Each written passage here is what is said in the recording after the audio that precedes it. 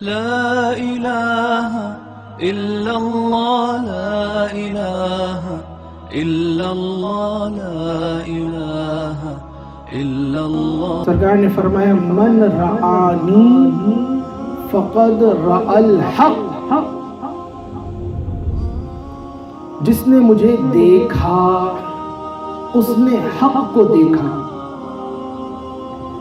اب یہ حدیث کتاب الرؤیا میں بھی آئی اور اس کا ما بعد و ما قبل سیاق و سباق بھی یہی ہے کہ جس نے مجھے خواب میں دیکھا، حضور فرما رہے ہیں اس نے حق کو دیکھا۔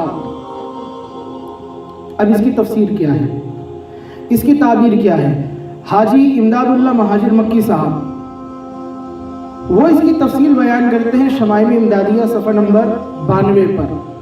کہتے ہیں اس حدیث کا مطلب من رآنی فقد رأى الحق، معنی یہ ہے کہ سرکار کا فرمان کہ جس نے مجھے دیکھا اس نے حق کو دیکھا، اس کا مطلب یہ ہے کہ من رآنی یقیناً رآنی، جس نے مجھے دیکھا یقیناً اس نے مجھے ہی دیکھا۔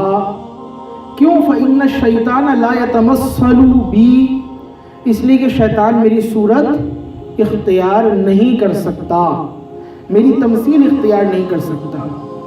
اور حاجی امداد اللہ مہاجر مکی نے جو دوسرا معنی لکھا ذرا دل کے کانوں سے سنیے گا، کہتے ہیں اور اس کا دوسرا معنی یہ ہے من رآنی فقد رأى اللہ، جس نے مجھے دیکھا اس نے خدا کے جلووں کو دیکھا۔